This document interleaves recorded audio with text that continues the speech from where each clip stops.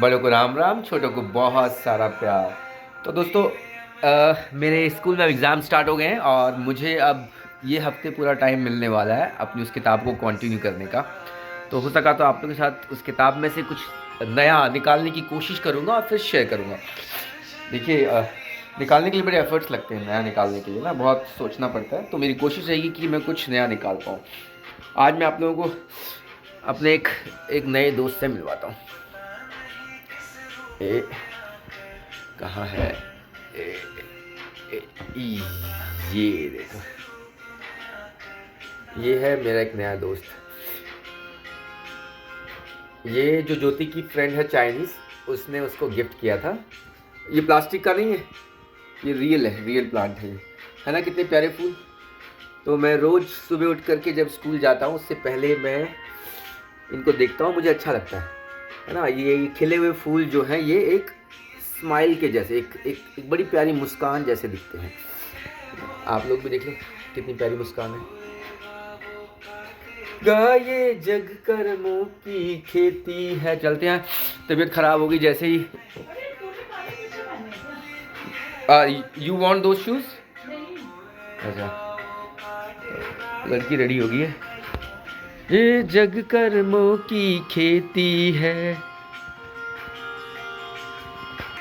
चलिए, अब आगे का पार्ट आप लोगों के साथ हो सका तो शेयर करूंगा आज, अगर कुछ मैं निकाल पाया तो। आज तबीयत थोड़ी ख़राब भी है मेरी, तो हो सकता है मैं प्रेफर करूं कि मैं आराम से बैठा ही रहूं, और हो सकता है मैं किताब पढूं।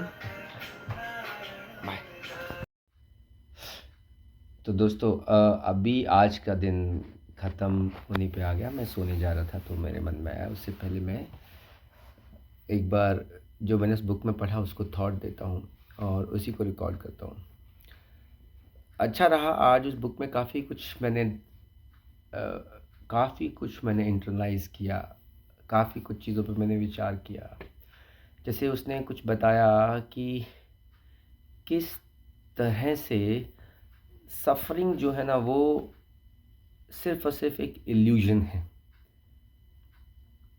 हालाँकि ये एक बार सोचने में हमें ये लगेगा कि नहीं, ऐसा क्यों यार, सफ़रिंग रियल भी होती है।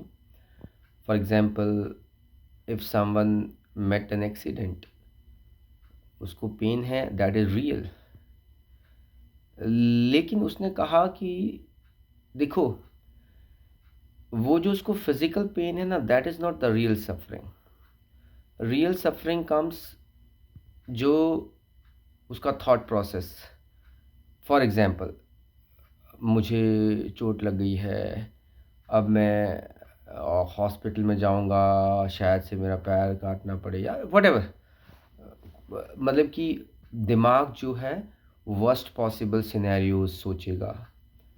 ठीक है, अरे I am the only earning source in family, now how will my family be able to survive if I will not be able to earn money, like that दिमाग। तो सफरिंग वो है रियल। एंड इसमें यही बताया गया कि किस तरह से अगर इस पार्ट को आप एलिमिनेट कर दें तो आपकी बहुत एनर्जी सेव होगी और आपको बहुत रिलीफ मिलेगा। और एक और बात इसने बताई कि क्या थी वो बात? हाँ, तो एक और बात इसने कही, जॉय ऑफ बीइंग, मतलब कि प्रेजेंट मोमेंट में रहने की खुशी, समथिंग लाइक दैट। तो इसमें इसने बात करी कि आप अपने आप से एक सवाल पूछो, मतलब कि अगर आप वाकई में ये देखना चाहते हो कि आप प्रेजेंट में जी रहे हो या फिर आपका दिमाग बहुत ज़्यादा ऑक्यूपाइड है पास्ट और फ्यूचर में, तो आप अपने आप से सवाल पूछो कि क्या आप खुश हैं? क्या चीज़ें बहुत हल्की हैं आपके आसपास? आपको कोई बर्डन, कोई हैवीनेस फील नहीं हो रही है? अगर हाँ, इसका मतलब you are living in a presence. और अगर नहीं, इसका मतलब ये है कि you are not in a presence.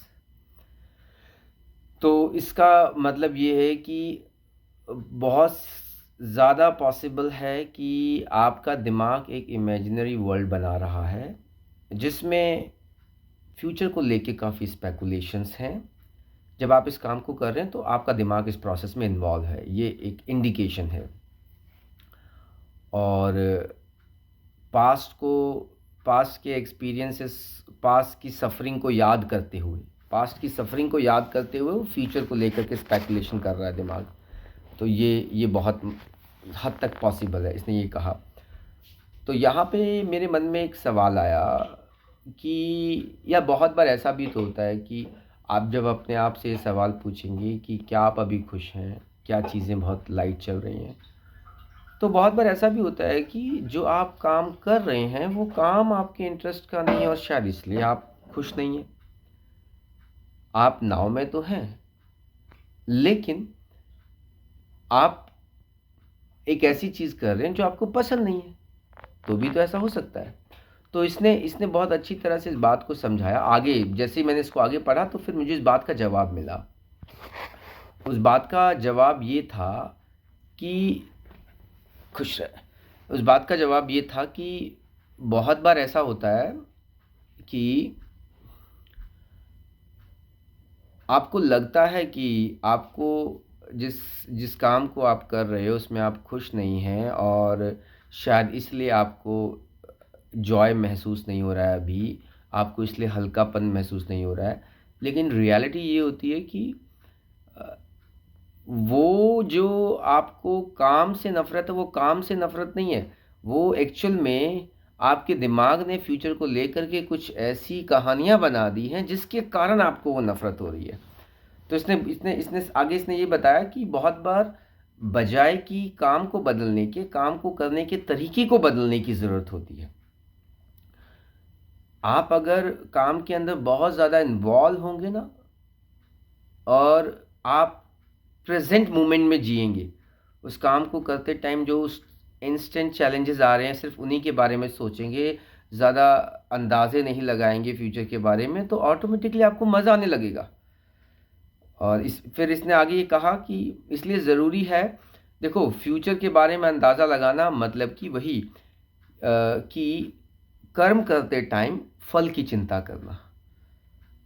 तो यहाँ पे मुझे गीता का वो संदेश याद आया, जैसे कृष्ण भगवान ने कहा था कि कर्म आपका है, फल आपका नहीं है ना। तो फिर मुझे रियलाइज़ हुआ कि हमारी हमारी गीता में दिया गया संदेश, हमारे रिलीजियस टेक्स्ट में दिए गए मैसेजेस कितने रिलेवेंट हैं आज के वर्ल्ड में भी, आज की दुनिया में भी वो कितने रिलेवेंट हैं।